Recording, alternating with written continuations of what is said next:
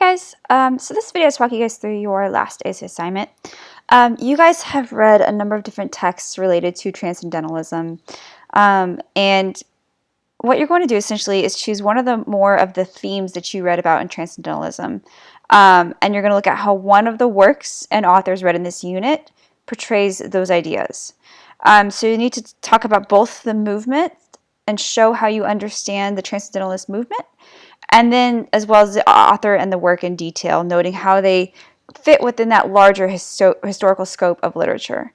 So you need to make sure that you are showcasing how the work portrays Transcendentalist ideals or themes. So choose one of the larger concepts within Transcendentalism, and showcase how the work and author, again, showcases that idea.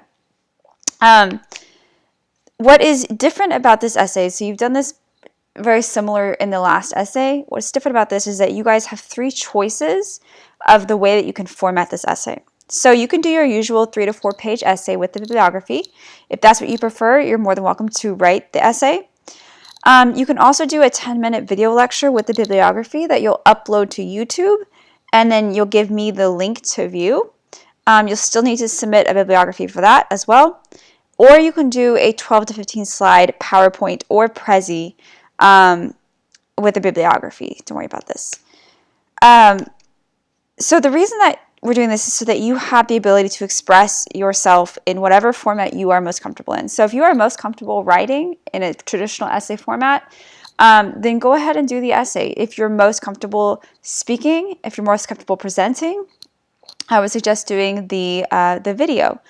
If you are most comfortable kind of summarizing or highlighting key points in a PowerPoint or Prezi with perhaps some additional contextual elements like images or whatever it might be, quotes, graphs, you can do that. So you need to use at least 2 sources to support your analysis. They can be scholarly or they can be historical sources. They can, as long as they are credible. So things like biography or history.com, PBS. You can always go to the TCC database and find historical scholarly articles. I want you guys to choose whichever format is most comfortable for you. The choice of the topic and the literary work that you discuss from the unit, it has to be one that we read in this unit. That's yours, so choose carefully. This, again, is purposefully broad because I want you guys to choose something that is of interest to you. And remember, of course, to pull concrete evidence from both the text and the secondary sources. So lots of good quotes to support your analysis, as well as, again, outside from your secondary sources. Your essay is due on Sunday, December 8th at 11:59 p.m. Your bibliography and everything else needs to be standard MLA. So if you do submit a PowerPoint or a Prezi or anything other than the usual written essay, just do know that it is still checked through SafeAssign. And then everything will be standard MLA that's written, of course. If you submit your essay in the usual format, you'll always check it as usual to make sure that the essay does render on screen. If you submit a YouTube link, you need to make sure that it's set to public and that it does work. So after you submit it, you'll need to click it and make sure that it works, because if you can't see it, if it's not public facing, I can't see it, then I have nothing to grade. Same thing with the PowerPoint. You'll be able to see it render on screen. So again, you'll need to double check. If you don't see it on screen, then I can't see it. And the Prezi, same thing as the YouTube link. Make sure that it's set to public and that I can actually view it. If I can't, I have nothing to grade. And this is a very quick turnaround time on grading, so there is no time for me to come back to you and ask you to resubmit. So make sure that everything is visible. So you're going to be assessed on making sure you have a fully developed argumentative thesis statement and introduction, just like any other essay, whether you do a video essay or a PowerPoint. You do need to make sure that you still have your thesis statement present. Good close analysis of the works and its major concepts, regardless of whichever format you do. Good evidence to support your claims from the primary and secondary sources. Proper page length or length of presentation, MLA formatting, and then, of course, correct number of sources and citations. No matter what format you do, you still need to make sure that you cite your sources in text. So whether that's on a PowerPoint or a Prezi or even in your lecture, make sure that you do have your in-text citations.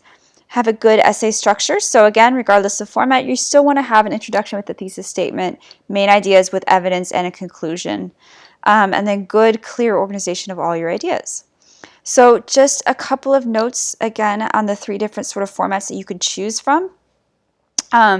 If you do the video lecture, you're essentially doing what I do in my lectures, where you're explaining the concept, the literary analysis, the specific elements related to, metaphors, similes, whatever it might be, imagery, and pulling in evidence and quotes and citations to showcase and support that analysis.